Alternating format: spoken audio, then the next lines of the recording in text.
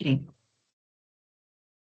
Good morning, everyone. We wanted to give it a few more minutes to see if there's more people who will join, but I think we're ready to start. Thank you so much for joining our launch session of our new product of integr8. Just some housekeeping from our side. There will be two presenters. Hanu, who is our managing director, he will do most of the talking throughout the session. Trevor van der Merwe will be the one running the demonstration from a technical perspective. And right at the end, we will give you opportunity to have your questions answered. So you can post your questions in the chat throughout the session and we'll get to it at the end. Okay, right, over to you, Hanu.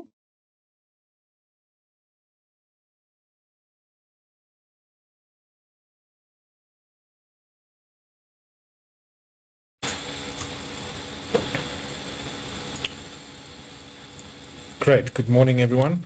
Thank you for joining us. My name is Hanu Breitenbach.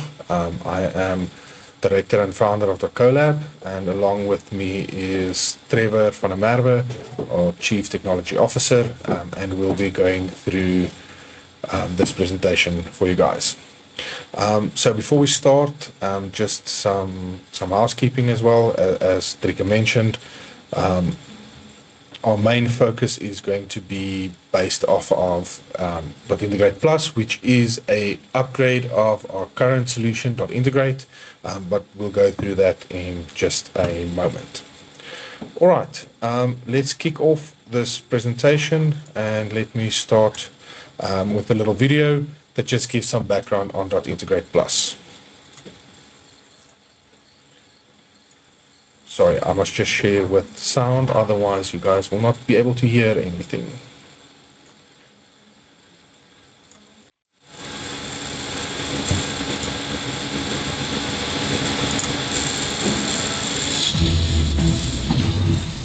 Businesses have never relied on more software. Every customer now operates an entire software ecosystem rather than a single application. This means that software implementation is no longer simply about installing and setting up software. It's about connecting software. For resellers and software consultants, this creates a familiar challenge. A customer asks, "We need CRM integrated with our ERP and our membership management system." And immediately the questions begin. Can it be done? How long will it take? What will it cost? The requirement moves from the consultant to technical or development, and often between multiple software vendors. Scoping takes time, development takes time, testing takes time, and every change introduces more complexity, more cost, and more risk. But what if building an integration could begin with a conversation? What if a consultant could simply describe what the customer needs? What if the technology could understand the requirement, configure the connection, map the data, and build the integration? Imagine a place where complex integration projects become faster, simpler, and more accessible. Where intelligence meets integration. Introducing .integr8+. From conversation to connection.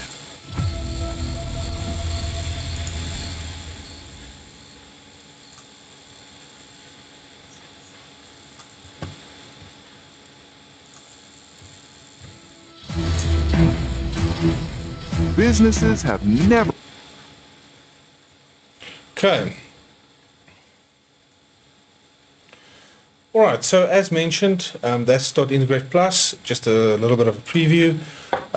As mentioned, .integr8+ is an enhancement to our current solution, .integr8. It's the next step in its evolution. For this session, we're not going to be going through all of the functionality that .integr8 itself has, We have done a bunch of different demonstrations in the past where we go through the integration capabilities of the product. This session is mainly focused on the new functionality that's added to .integrate. If there is anybody that would like to get some more information on how .integrate's integration itself works, there is a video demo of the previous version that explains where we're doing an integration between multiple ERPs with intercompany transactions and going from a website to a CRM to Sage 200 and Sage 300. But what this session is mostly focused on is the new functionalities of .integrate Plus. And what .integrate Plus actually allows, it allows our integration expertise that's accelerated by intelligence. And our philosophy is actually quite simple. We believe that you should not need to think like a developer to be able to build integrations. Traditionally, if we look at integration platforms, most of them are designed for highly technical users where you would require understanding of APIs, databases, how data structures work, how mappings and stored procedures and development frameworks works. And our whole idea behind .integrate Plus is we wanted to bring this functionality to end users and consultants. And with .integrate Plus, we're removing that barrier with the introduction of our own AI agent inside of our products called TOD. So TOD is our new AI agent that's embedded in all of our products. And it allows end users to talk to our systems directly. Traditional integrations require people to know everything. However, with .integrate Plus, we can just ask TOD. Historically, all our products is called we're .collab, we've got .integrate, we've got a few other products, everything starts with dot. And TOD is our mascot, which is actually just dot backwards, just as a quirk. And actually in this morning's session, the Sage guys said, no, it should be Trevor on demand. So yeah, we might change Todd's meaning pretty soon. Okay. Any case, let's move on. So why do we want to do .integrate Plus? .integrate Plus delivers integrations faster with less complexity. It reduces implementation time, taking it from days or weeks to hours. It increases consultant productivity. It allows consultants to build integrations without the dependency on specialized developers.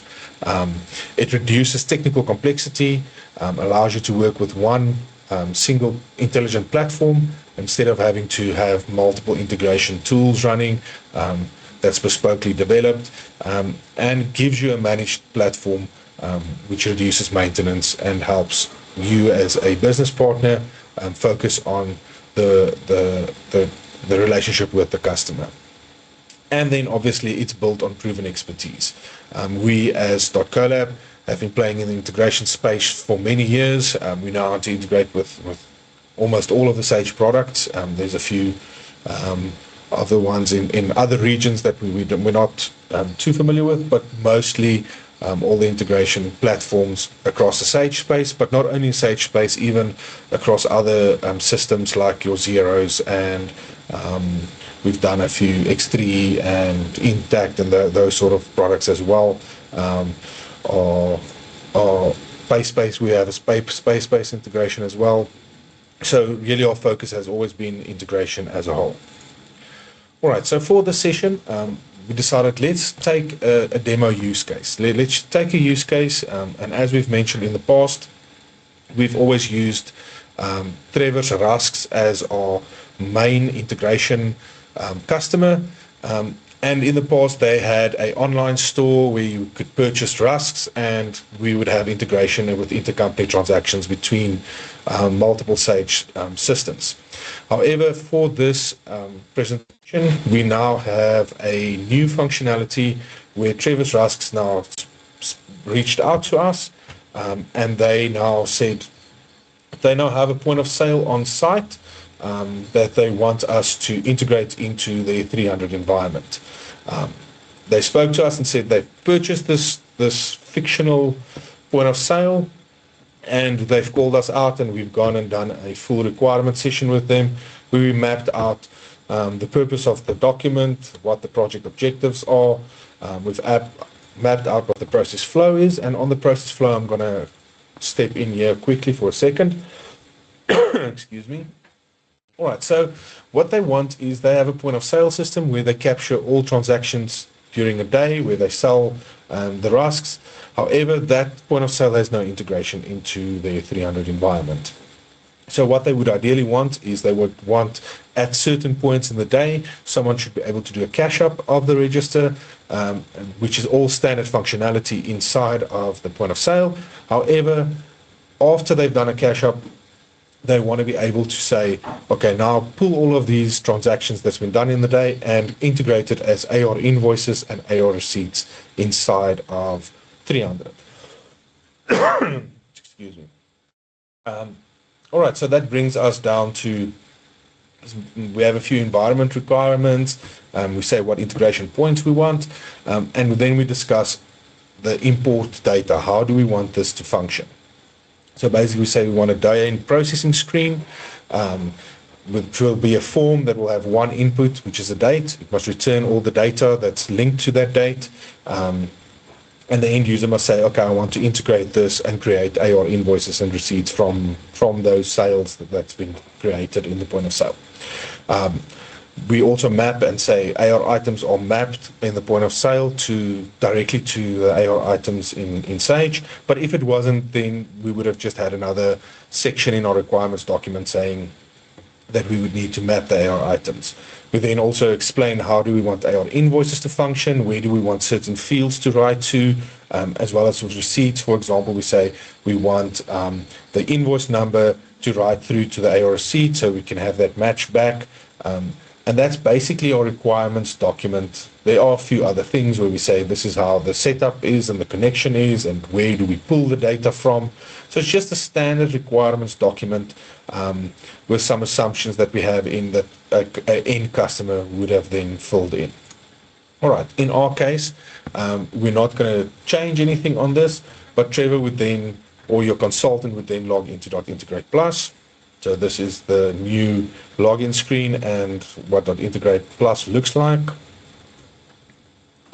And your consultant would log in here and they would be able to see some of the functionality. Okay, we're going to go through all the features, new features in a little bit, but we're first just looking at how do we move from a requirement session to an implemented solution for integrations from start to finish. Okay.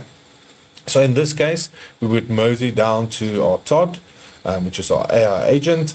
It'll open up and we can then drag our requirements document into TOD, and it will then read it and process it and automatically pick up whether this is a requirements document or whether it's data to integrate.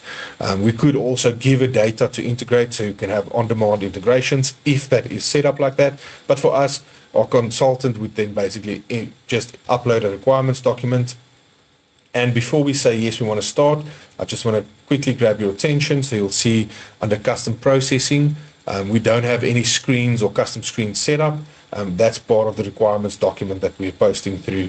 So we then tell TOD, yes, please start. And what TOD will then do is it will then go and start planning on how will it implement this requirement for the customer. While that's busy running, it runs for a minute or two. We'll just switch back to the presentation and we can then take it from there and discuss a few of the features as we go along. All right, Trevor will give me a thumbs up once the plan is done, and then we can review that from a TOD perspective. All right, so the new key features of .integr8+, which we call our product pillars, is the intelligent assistant. This is what we're talking about when we speak about TOD or .integrate Guru. It's an AI-assisted implementation partner.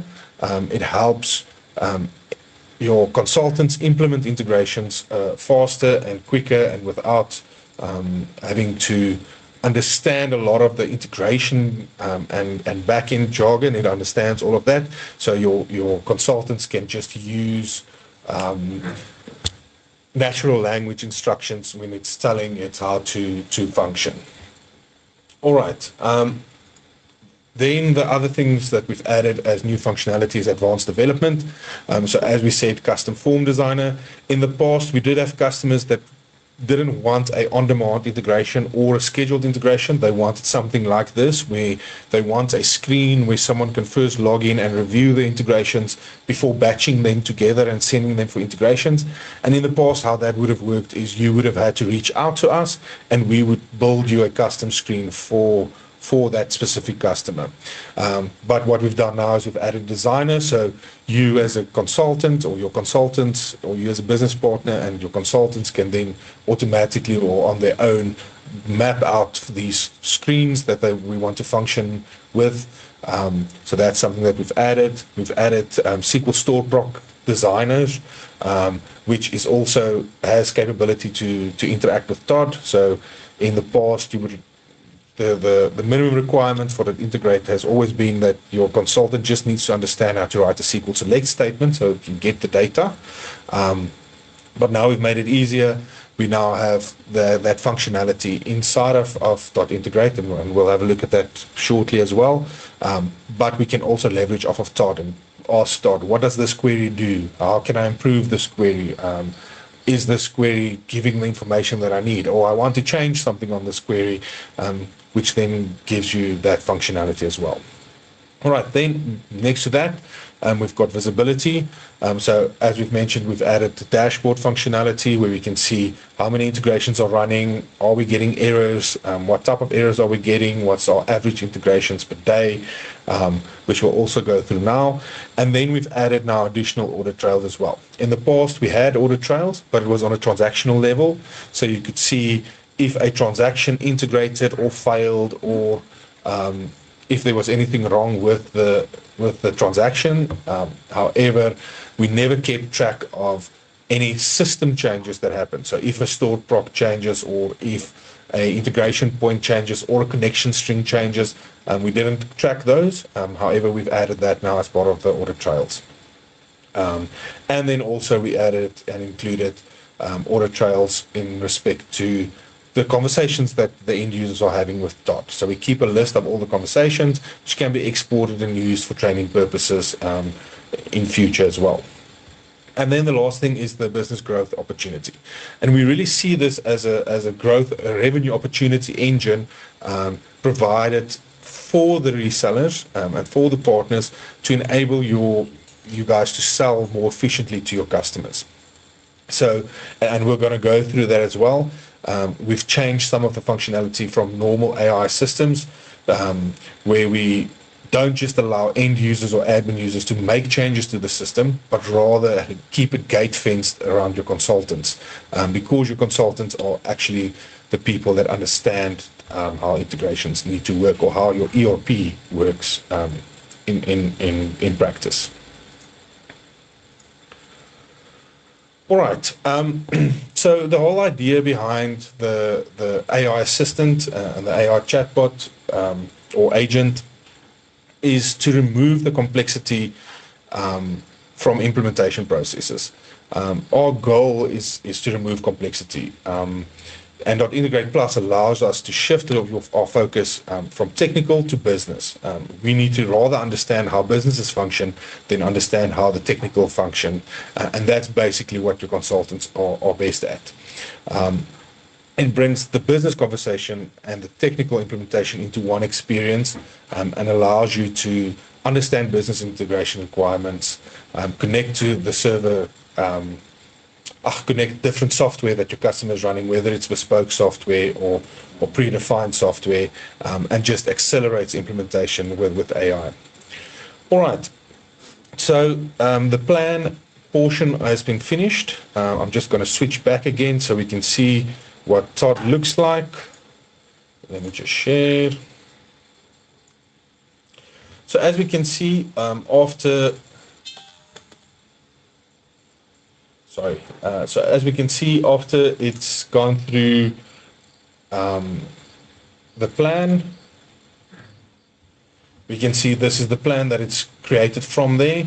It looks at the PDF, reads it, picks up what we want to do, and then makes a list of things that it needs to create. So first of all, it sees there's no connection set up to this company, the Sage 300 company. So it says, okay, I need to create a connection. I need to set up a schedule. Then we'll see on some of them, it says reuse for AR invoice and AR receipt.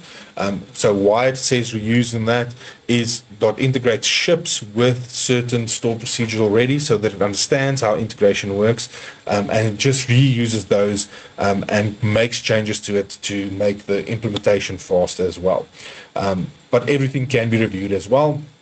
Then it says, okay, it needs to create an integration point for AR invoice, it needs to create an integration point for AR receipt, and it needs to build a screen called custom processing screen, and it will be the Travis Rastain processing.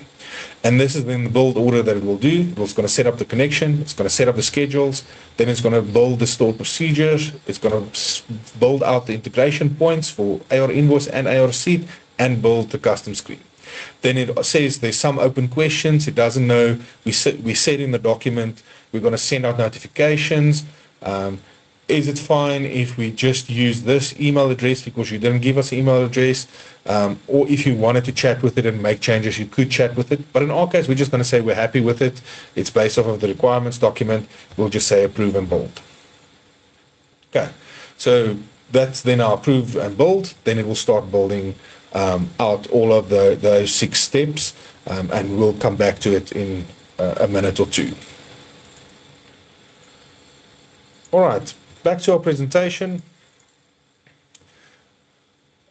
Let's discuss just the .integr8 Plus reseller benefits. I know a few of the guys in the session already signed up as resellers, but this is basically the benefits of being a reseller. It allows us to deliver projects faster. You reduce your implementation time for integrations from days to from days to hours. We eliminate any technical complexity and allows you to work through single integration platform instead of having multiple integration builds where you have some bespoke development done by one partner and another bespoke development done by another partner, and the like. And that eliminates that, so you have one central point where all your integration sits and lives and breathes. This then increases the consultant productivity and allows us to build integrations with less dependence on specialized integration developers. So from there, it also reduces project risk and allows us to focus more on customers. So you'll spend more time on delivering the solution than on actually building out everything that's needed. Okay, Travis, let me know that it's done. Let's quickly share. All right, and as we can see, if we scroll up, we can see this is everything that's happened. So it says all 6 steps were completed successfully. It created all of these integration points, integration stored procedures, custom processing screen. And as we can see already, it has created our custom processing screen, and we can now implement and test if this is actually working. So Trevor's going to open up the point of sale. He'll add a few items to his cart, his sale. The order is completed. And then if we go to our screen, which we just built, you can select the order date for today, for example. We'll load those orders, and there's our order that we just created, and we can submit that order. Okay. Once that's submitted, it then goes into the integration queue, and we can then see the integrations as they go along. Okay, so we can see the AR invoice is pending. We'll just wait for it to kick off. This one's processing, so it's moved to processing state. Invoice is done, AR receipt is in processing state, and everything's been completed. And here we can see we've got our AR invoice that created batch 401 in Sage 300, and our AR receipt created batch 287. And if we go into Sage, we can go and have a look and see that those have been integrated correctly. So we've got 401, yes. We can open that up. and we can see that's the correct information, that's the correct order number from the site, and then review the receipt batch and see that that receipt's integrated as well. Okay. So this is just a demonstration into Sage 300, but once again, TOD Integrate is an integration platform. It can integrate into multiple systems. It's not specifically into 300. It can be into any other system as well. All right. Then from there, we now have, for example, a end user. So Trevor's going to log out, and let's say we've got an admin user. We've implemented this. We've landed it over to the customer. We've gone live, and the customer's admin logs in, and they see, okay, there is integration that's happened, but they pick up that for some reason they might want to be able to move out integration dates. They don't want an integration to integrate directly into the day that it was captured. They want it to move out by 2 days for some reason. Let's say they want. It's just an example. Okay. So your customer's end users can type and chat with TOD and say, this is what I want to do for the AR invoices. We want to move out the invoice date by 2 days when it integrates, because I don't know, there's no logical reason to do it, but let's just say that's something that we want to do. So what TOD then does is goes and checks the data, and it says, okay, I found that you have AR invoice integration. Right now, the Sage invoice date is set as equal to the order date.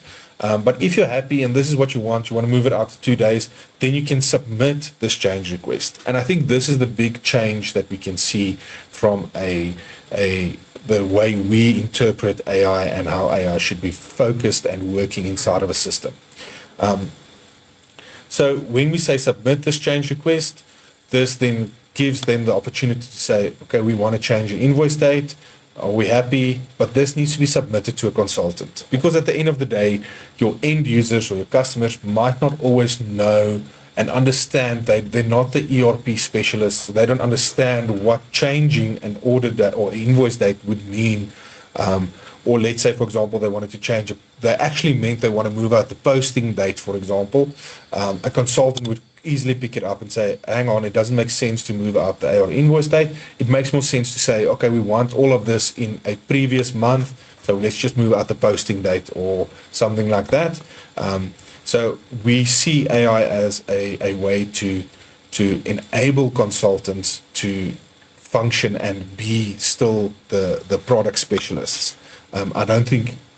We don't see it as AI will ever replace consultants, but it should be there to assist consultants and make life easier for them. All right, so this person has now said, okay, cool, I've done this change request, submitted it, and this is also how our sales revenue engine functions. So we sell it as a sales revenue function, because what would happen is an end user would request something that they want to change, and the consultant would receive an email saying that this customer wants to change this, you need to log in and have a look at it. So the consultant can then log in, they'll have an inbox, so we have a workflow around any changes. They can open up this and see, oh, okay, there's a chat history, this consultant asked, or this was submitted by the admin user, they want to move out the date with 2 days, this is what we responded, and they submitted it for a change.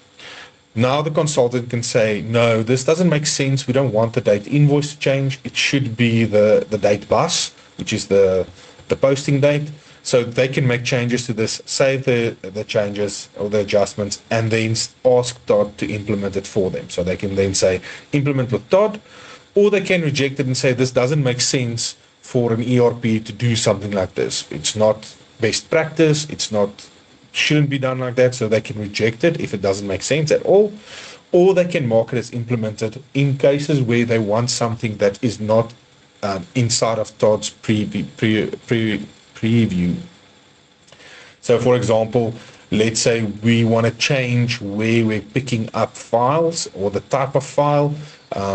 If it's a file system integration, then the consultant would have to make that change on the file itself and then mark it as implemented.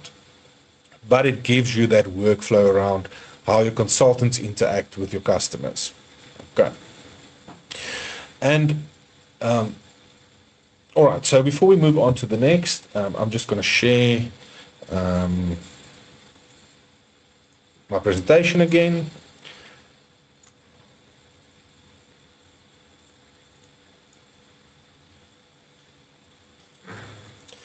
All right, and that's exactly why we say we are a partner-first approach ISV.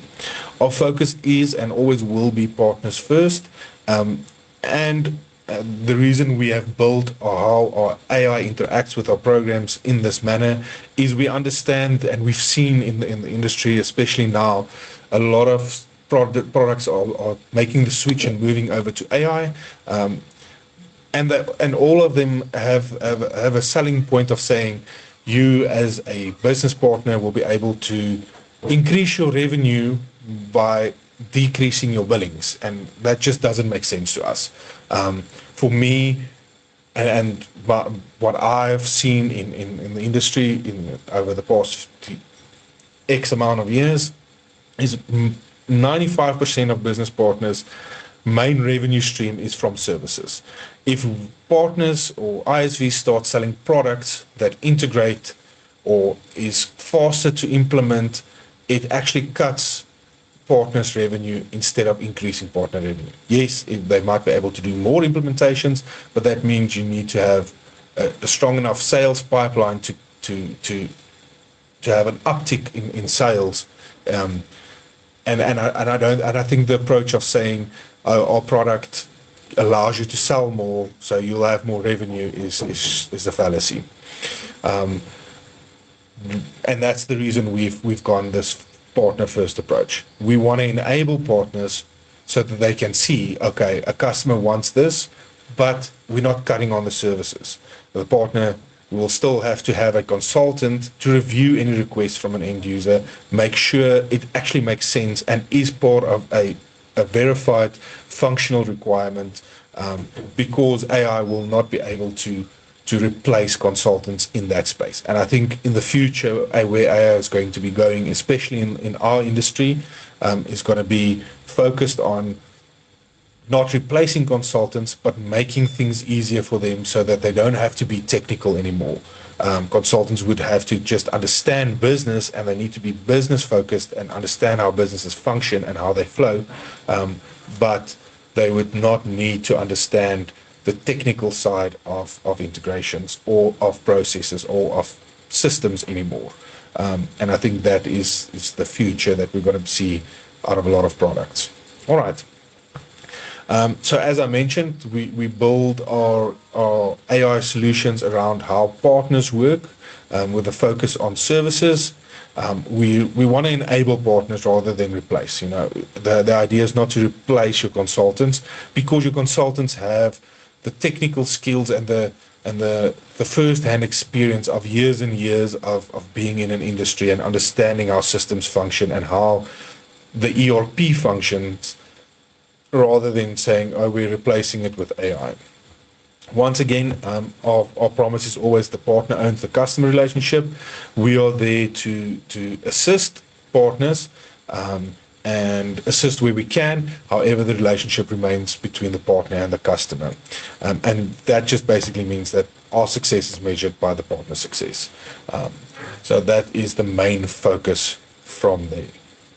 Okay.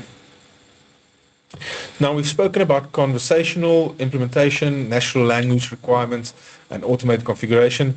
But I think the best way to see .dot Integrate Plus's functionality is to look at all the new features that we brought into the solution. So let's take a look at that. And I'm going to just share back to Trevor so that he can take us through all of the new functionality. All right. So as mentioned, some of the new functionalities, the dashboards. So Trevor just switched the demo site now to a site with some transactional data in. The first portion of this demo was a clean database. We wanted to show that we're building the integrations itself, and we're not jippoing it or anything like that. So this is now a more realistic database with dashboard transactions, so we can see. this company is running 2,000 successful integrations. They have had about 142 errors, so they have a success rate of about 94. Look, errors is always going to be there in an integration environment because there are certain things that are actual errors.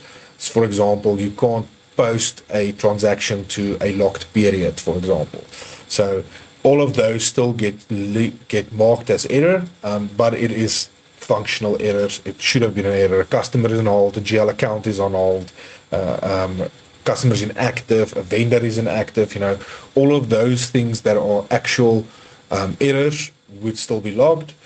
We can see what our average integrations are per day. We see what the busiest hour is for this company. So that's basically just an overview dashboard so that we can see what's happening inside of TOD Integrate. Then we can go to inbox. We mentioned this now, so we said there's a few options here where we can see what's implemented, what's new, what's rejected. I'm not going to go into too much detail. As you see, this is just basically what we've discussed earlier. Then we can move into the audit logs. All right, so here's one of the bigger things that we've added. So we've added full audit history. Whenever anything changes or gets updated or gets inserted or removed or anything like that within the settings and configuration of TOD Integrate, we now keep track of that as well. And then once again, as we mentioned, the TOD chat, we also keep track of any TOD chats that's happened between a consultant or a user and TOD. And all of this can be exported to PDF. Then from integration management, not a lot has changed here. I think the biggest change that we've done here is from a data perspective. So we can see now what integration data looks like. In the past, we only showed the raw XML, so you could see XML what the data looks like, but we try to make it easier for end users to see and understand, so we can see this integration is actually doing this, it's creating this header information and this detail information, so it's just the easier way to view it. And then the other new thing that we've added is the data imports. So in the past, and this is for customers that have a way of getting data into the integration platform. As we've said, there's multiple ways we can set it up, but let's say, for example, this customer wants to pull REST information. We can see when was the last REST import that happened. We have customers that run on schedule, so every 1 minute they want us to go and check in a specific online store if there's any new sales and integrate that. So then we can have track and audit trails of every time we pull data like that. Okay. And then if we move over to system settings, in system settings, everything's kind of still the same. The look and feel obviously has changed, but I think if we look at integration points and we go and edit one of them, the bigger thing that we've done here is the SQL store procedure, where we can open up a store procedure. We have access to TOD. We can see, okay, this is not, we don't understand what this query does, so we can ask TOD, what does this query do? How does it work? How does it function? We can do a test run on it where, so let's say, for example, we want to insert data into a table. We can say we want to insert data, but we want to do a rollback afterwards, so because we just want to see if the query works. We can pass through parameters and make any changes as we need. We can ask TOD to make these changes. Once again, if you're a consultant, it will allow you, but if you're not a consultant, you're only an admin user, then you won't be able to make any of these changes with TOD. But you can ask it questions, obviously. And then if we close that, let's say we start a new integration validation stored procedure that we need to do. So let's say we want to do a validation, we can create from scratch. And then we have a scaffold function where we say, if we say scaffold, it will automatically pick up any required parameters and automatically add them into the stored procedure and give you a little outline of how it should function. So your consultants, once again, if they can write select statements, they can do the integration, but if they can't, now TOD can assist as well. All right. So that's basically it from the integration points. Oh, Trevor, there's one thing we missed. Sorry, just go to integration management. Sorry. If we look at anything that failed to integrate, I don't know if they are in this test one. I think they should be. Yeah. So what we can also do is We're not going to do it, but we could double click any of these errors and TOD will give us an explanation of why is this not working. So you can say it automatically sends this through. TOD will review it and say, yes, this is not integrating because of X, Y, and Z, or yeah, it says insufficient quantity on hand for that specific item. It will just give you an explanation of, from a ERP perspective, why is this not integrating. Okay. We're just going to clear that. We're not going to wait for it to give a response. We're just running through it. Service schedules. This really hasn't changed. This is just where you can set up schedules. Data mappings also didn't change really much. It's just tables where you can put it. So you can pull information where you can set up mappings and say this is mapped to this in a certain format. Go back. If we look at licenses, here we just brought in how many endpoints are we using. Our pricing is on endpoint basis, so we're just keeping how many endpoints have been used. And then if we look at users here, there's been some changes. So what we've added now is we've added a consultant tab.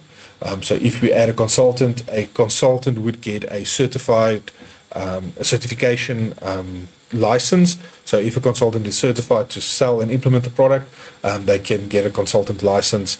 And once that's put in, that is the person that will receive any emails when someone speaks to TOD and wants information. So it will be mailed to all the consultants. Okay. And then from a user perspective, we added some roles just to say who's got access to what. So that's a little bit of nice to have. And then looking at global settings, database, not really changed. Notifications, here we've added some functionality to test connections and send test emails. And then the big one is TOD. All right, so this is basically where we set up TOD. And how we've done TOD is we separated TOD into three separate functions, because it technically is three separate functions. The first function is a large language model, so which we call a LLM, and this is your normal ChatGPT, your Claude, your Microsoft Copilot, Google Gemini, all of your normal chat functionality sits inside of the language model. Fortunately or unfortunately, in the day and age we're in, we can't say or limit our product just because one customer doesn't use a specific thing. So we'll find some customers use Claude, some customers do hosted cloud, some customers are running a OpenClaw on their own server and has their own language model running. And how we've built TOD is it can be linked to any one of those. By default, it comes with the NVIDIA NIM, which is a free language model, but we can link it to a on-prem local runtime or to a Claude CLI or anything like that, whatever the customer is currently using. For the other ones, they're faster, they give you more functionality in the sense of they understand you better, but not from an integration perspective. They don't give you more functionality, they just understand you better and can give you faster answers, but they come with a cost, and the customer needs to cover that cost. It's not built in. So that's the first portion of TOD, is how does it interact with end users, and that's all managed via the large language model. And then at the bottom you'll see there's MCP servers, and this is basically where the magic happens. So this is where we then link these language models to all the functionality and understanding we have, and our expertise on integration is housed inside of our brain. So we've got the .integrate brain that says, this is how 200 works, this is how you integrate with 200, this is how 300 works, how our AR invoices work, how every section of integration that we understand is built into our brain. And then the other MCP server is, this is how .integrate works, and this is how you understand how .integrate works. And then marrying those three together gives us one unified interface and experience when working with TOD. Okay. Then the last thing that we've added is services. So here we can also now see the integration services and the notification services. And if they're stopped, we can start them, or we can manually stop them or start them. It's just an easier way to get access to it. And then the last thing is the designer, where we can then now create custom forms and say, we want a form with a specific screen. It runs a specific stored proc. It must have a label that's called run. when we click on run, this is the stored proc that needs to happen, or it needs to bring results to the grid. Once we click those results, we can add fields. We can say what fields do we want to see. So all of that now becomes a consultant function instead of a development function. So we really try to move all development that we still had to do in the past out, and also make it easier for consultants to function with the system. All right, so that's TOD that's TOD Integrate Plus in a nutshell, and then we can move over to our question and answers.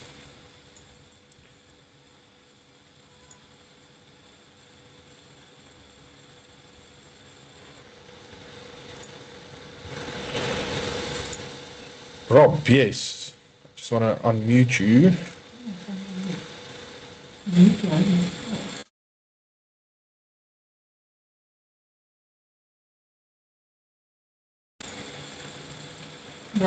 Let's start with some. Okay, let's try that again.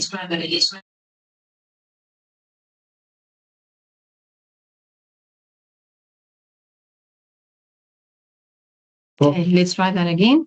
Okay, so let's start with the questions that is in the chat. So Rob asked, would TOD understand when you have a third-party application such as warehousing, and this affects inventory in several ways? The same would be for POS systems in complex multi-store inventory management. Will TOD understand that and apply back to Sage 300 as order truths in stock control?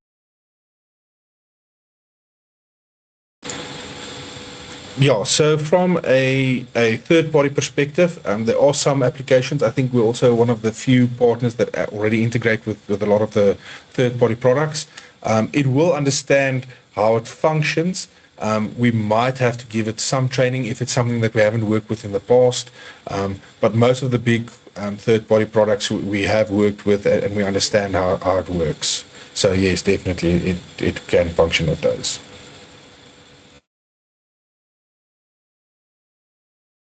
Okay, the next question is also from Rob. What happens when a third-party application has ChatGPT for their AI needs and another third-party app is using Claude? Can TOD as an agent collaborate with these AI agents to conclusion?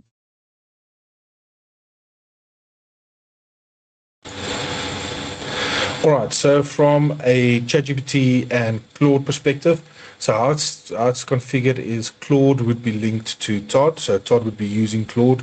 However, if a customer is using not ChatGPT, but let's say they're using Codex, for example, there are a few ways that we can give access to a MCP server so that those agents can interact with TOD directly. I hope that answers the question.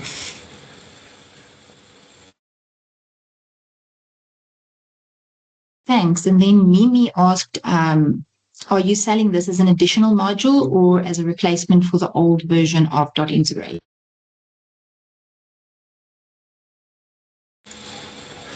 Hi, Mimi. Yes, I think for now we're selling it as a replacement. It's going to be taking over TOD Integrate.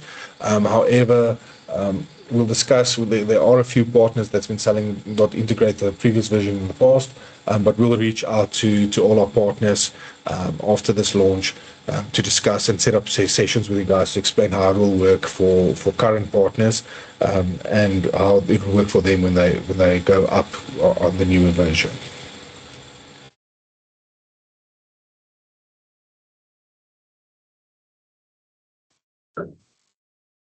And then Maloki asked, how does one get certified?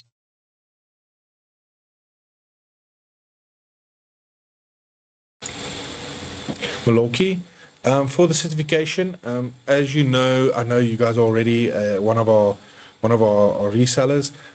Currently, we still train the consultants and give them hands-on training via Trevor, and he gives you guys some points and tips and helps you guys out. We are busy working on a full certification program, which we'll probably launch as well within the next month or two, just so that we have a pipeline. I think the current contracts does make space for setting up a certification pipeline. But for now, it's still hands-on. Trevor will assess each person specifically. Sorry, I see Rob also asked on the certification cost. Currently, there's no certification cost, but we might revisit it at a later stage. Currently, all our resellers get certification training themselves. So yes, definitely we might for future have certification costs, but currently there's no cost associated to it.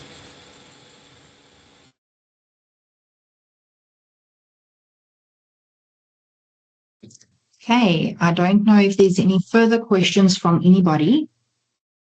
If everybody's good, then yeah, you'll receive a follow-up email after this call with brochures and a few other marketing materials and information pieces attached to it, as well as the recording of this. There's another question that came through, quick user licensing.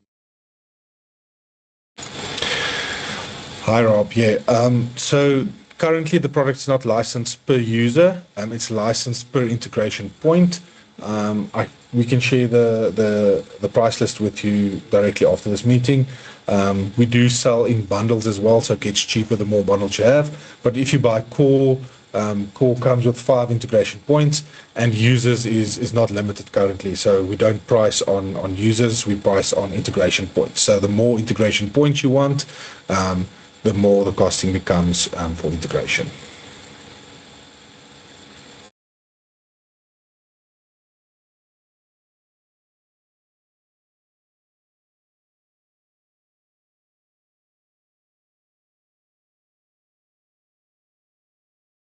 Okay, yeah. Eti, I see that you were typing something. I don't know if we should wait a minute for you to post your question. But basically, we will be available to set up individual calls as well after this launch webinar. And as I was saying previously, we will send out an email after this one with all of the relevant documentation and information that you might need to get started. So, yeah, but we hope to set up a bunch of calls with you guys independently following this. And yeah, we're looking forward to sharing this product with you, and thank you for your interest in it. Gordon said, the integration, is that based on the BP's environment, the BP's client's environment?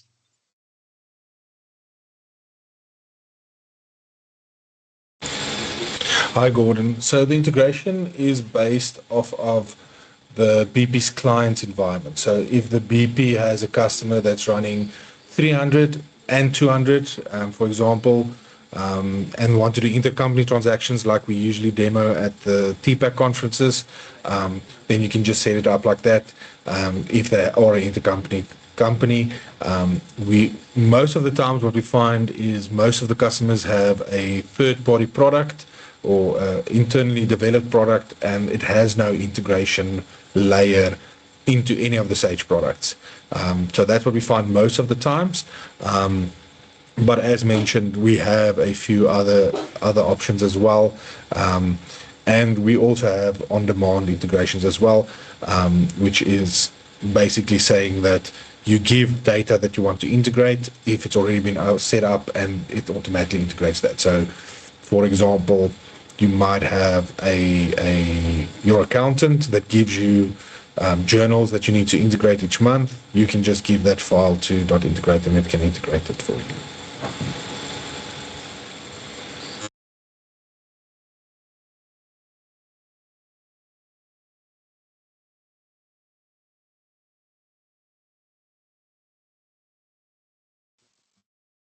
Okay, thank you so much for that. I see that Rob also asked something else. So I will get the Technisoft Service Manager C++ and add to Sage X3 as 4GL possible.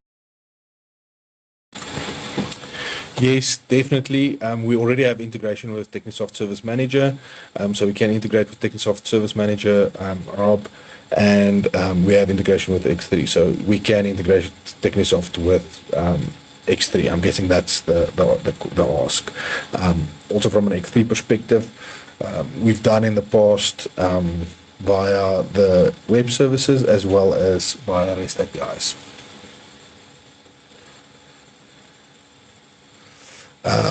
All 1,800 features, are we talking about the Technisite 1,800 features? No, not all of them, but if there's something that we need to add, then we can just add it. We understand how the ISVs function as well, and I think that's especially in the 300 space. That's one of our strong points. Is I think we're one of the only partners that integrate with multiple ISVs. So we integrate with Technisoft, with Norming, we integrate with Pacific, we integrate with Verisoft. Who's Lemo and them? Gladwell, who's there? I can't remember. So we understand how the partners also structure their products, because they all don't structure it the same. That's also the other thing that we've seen. Like some of them, SmartPoint, yes, thank you, ATE, SmartPoint. We've done integrations with Gladwell and them as well. So yeah, definitely. I think that's part of the brain, is we understand how Norming does the integration versus how Pacific does the integration, or their product. And integrating with the two of them is different, even though it's in the same Sage environment. They have little things and quirks that each do that make them unique, if we can put it that way. But yeah, definitely from an integration perspective, even if we don't have all the features, once we understand how a product functions, we can extrapolate onto that. So for Service Manager, definitely we can expand on integrations. But yeah.